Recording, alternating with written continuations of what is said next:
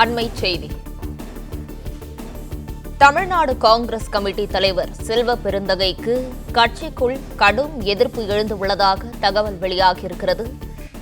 இது குறித்தான விவரங்களோடு இணைந்திருக்கிறார் செய்தியாளர் பாண்டியராஜன். இது குறித்தான முழு விவரங்கள் என்ன, பதிவு பண்ணலாம்? தமிழ்நாடு காங்கிரஸ் கமிட்டியினுடைய மாநில தலைவர் செல்வ பெருந்தகையை பதவியை விலக கோரி, அவரை பதவியிலிருந்து நீக்க கோரியும் தற்போது டெல்லியில் தமிழகத்தில் இருக்கக்கூடிய காங்கிரஸ் கட்சியினுடைய மாவட்ட நிர்வாகிகள், சட்டமன்ற உறுப்பினர்கள் உட்பட 27 பேர் முகாமிட்டிருப்பதாக தகவல் கிடைத்திருக்கிறது. கடந்த 3 நாட்களாக அவர்கள் டெல்லியில் இருந்து இவர் மீதான 4 பக்க புகாரை பிரியங்கா காந்தி அவர்களிடம் வழங்கியிருப்பதாகவும், தேசிய தலைவர் மல்லிகார்ஜுன கார்கேவை இன்று சந்தித்து வழங்க இருப்பதாகவும் தகவல் வெளியாகி இருக்கிறது. இன்று மாலை ராகுல் காந்தியை அந்த குழுவினர் சந்திக்க இருப்பதாகவும் தகவல் கிடைத்திருக்கிறது. அதற்கான அனுமதியும் கிடைத்திருப்பதாகவும் தகவல் கிடைத்திருக்கிறது. குறிப்பாக செல்வ பெருந்தகை அவர்கள் தன்னிச்சையாக செயல்படுவதாக காங்கிரஸ் கட்சியினுடைய மாவட்ட நிர்வாகிகள் முடிவு தெரிவித்திருக்கிறார்கள். அவர் மீதான நடவடிக்கை எடுக்க வேண்டும் என குறிப்பிட்டிருக்கிறார்கள்.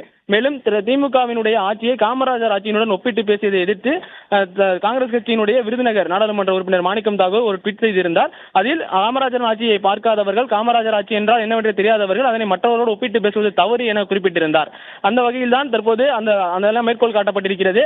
அதே போல ஈரோடு கிழக்கு சட்டமன்ற இடைத்தேர்தலில் காங்கிரசுக்கான வாய்ப்பை திமுகவிற்கு கொடுத்தது தொடர்பாகவும் காங்கிரஸ் கட்சியினர் செல்வ பெருந்தகையின் மீது காட்டமாக இருப்பதாகவும் தகவல் வெளியாகி இருக்கிறது. தலைமையினுடைய முடிவு எடுக்கும் போதெல்லாம் மாவட்ட நிர்வாகிகளுடன் கலந்து ஆலோசிக்காமல் தன்னிச்சையாக செயல்படுவதாகவும், ஒரு திமுக காரர் போலவே செல்வ பெருந்தகை தமிழகத்தில் செயல்படுகிறார், கட்சியினுடைய தன்னிச்சையான வளர்ச்சிக்கு அவர் எந்த முயற்சியும் எடுக்கவில்லை என்கின்ற வகையிலும் அந்த புகார் கடிதமானது இன்று வழங்கப்பட இருப்பதாக தகவல் கிடைத்திருக்கிறது. ஏற்கனவே அவர்கள் பிரியங்கா காந்தியை சந்தித்திருக்கிறார்கள்.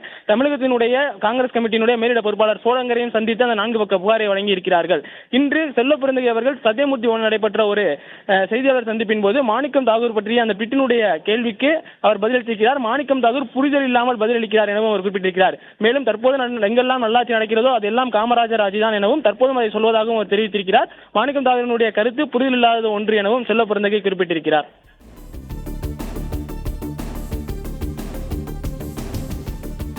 உங்கள் தகவல்களுக்கு நன்றி பாண்டியராஜன்.